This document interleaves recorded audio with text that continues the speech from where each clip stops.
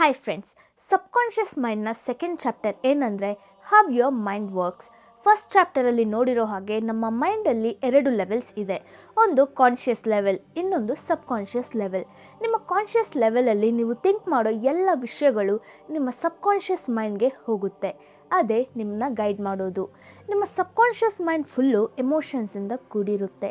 ನಿಮ್ಮ subconscious ಮೈಂಡ್ನ creative mind ಅಂತಲೂ ಹೇಳ್ತಾರೆ. ನೀವು ಒಳ್ಳೆಯದೇ ಥಿಂಕ್ ಮಾಡಿದ್ರೆ ನಿಮ್ಮ ಸಬ್ಕಾನ್ಷಿಯಸ್ ಮೈಂಡ್ ಒಳ್ಳೆಯದನ್ನೇ ಮಾಡುತ್ತೆ. ನೆಗೆಟಿವ್ ಆಗಿ ಥಿಂಕ್ ಮಾಡಿದ್ರೆ ನೆಗೆಟಿವ್ ಆಗಿ ನಡೆಯುತ್ತೆ. ಸೊ ಹೀಗೆ ನಿಮ್ಮ ಮೈಂಡ್ ಕೆಲಸ ಮಾಡ್ತಿದೆ. ತುಂಬ ಮುಖ್ಯವಾದ ವಿಷಯ ಏನಂದರೆ, ಒನ್ಸ್ ನಿಮ್ಮ ಸಬ್ಕಾನ್ಷಿಯಸ್ ಮೈಂಡ್ ನಿಮ್ಮ ಐಡಿಯಾ ಆ್ಯಂಡ್ ನಿಮ್ಮ ಥಾಟ್ಸ್ನ ಎಕ್ಸೆಪ್ಟ್ ಮಾಡಿಬಿಟ್ರೆ ಅದನ್ನ ತಕ್ಷಣ ಎಕ್ಸಿಕ್ಯೂಟ್ ಮಾಡೋಕ್ಕೆ ಶುರು ಮಾಡುತ್ತೆ. ಒಂದು ನಿಜ ಏನಂದರೆ, ಒಳ್ಳೆ ಐಡಿಯಾ ಆಗಿದ್ರೂ ಸರಿ, ಕೆಟ್ಟ ಐಡಿಯಾ ಆಗಿದ್ರೂ ಸರಿ, ನಮ್ಮ ಸಬ್ಕಾನ್ಷಿಯಸ್ ಮೈಂಡ್ಗೆ ಅದನ್ನ ಡಿಫ್ರೆನ್ಷಿಯೇಟ್ ಮಾಡೋಕ್ಕಾಗಲ್ಲ, ಹಾಗೆ ನಡೆಸುತ್ತೆ. ಅದೇ ಲಾ. ಸೊ ನೀವು ಥಿಂಕ್ ಮಾಡುವಾಗ ಪಾಸಿಟಿವ್ ಆಗಿ ಥಿಂಕ್ ಮಾಡೋಕ್ಕೆ ಕಲ್ತ್ಕೊಳ್ಳಿ.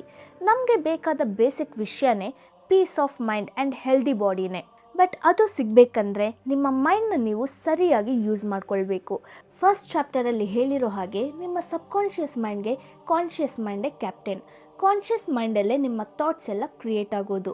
ಸಿಂಪಲ್ಲಾಗಿ ಲಾ ಆಫ್ ಮೈಂಡ್ ಏನಂದರೆ, ನಿಮ್ಮ ಕಾನ್ಷಿಯಸ್ ಮೈಂಡಲ್ಲಿ ಕ್ರಿಯೇಟ್ ಆಗೋ ಥಾಟ್ಸ್ ಎಲ್ಲದಕ್ಕೂ ನಿಮ್ಮ subconscious mind react and respond ಮಾಡುತ್ತೆ. ಸೈಕಾಲಜಿಸ್ಟ್ ಆ್ಯಂಡ್ ಸೈಕ್ಯಾಟ್ರಿಸ್ಟ್ ಇವರು ಏನು ಹೇಳ್ತಿದ್ದಾರೆ ಅಂದರೆ, ಕಾನ್ಷಿಯಸ್ ಮೈಂಡಲ್ಲಿ ಕ್ರಿಯೇಟ್ ಆಗೋ ಥಾಟ್ಸ್ ಎಲ್ಲ ಸಬ್ಕಾನ್ಷಿಯಸ್ ಮೈಂಡ್ಗೆ ಹೋಯ್ತಂದರೆ ಅದೆಲ್ಲ ನಮ್ಮ ಬ್ರೈನ್ ಸೆಲ್ಸಲ್ಲಿ ಸೇವ್ ಆಗುತ್ತೆ ಅಂತೆ. ಸೊ ಒನ್ಸ್ ಆ ಸೇವ್ ಆಗಿರೋ ಥಾಟ್ನ ನಮ್ಮ ಸಬ್ಕಾನ್ಷಿಯಸ್ ಮೈಂಡ್ ಅಕ್ಸೆಪ್ಟ್ ಮಾಡಿಬಿಟ್ರೆ ತಕ್ಷಣ ಅದು ರಿಯಾಕ್ಟ್ ಆಗುತ್ತೆ. ತನ್ನೊಳಗೆ ಇರೋ ಇನ್ಫಿನಿಟಿ ಪವರ್, ಎನರ್ಜಿ, ವಿಸ್ಡಮ್ ಎಲ್ಲದನ್ನು ಯೂಸ್ ಮಾಡಿ ನೀವು ಕೇಳಿದ್ದನ್ನು ಕೊಡುತ್ತೆ.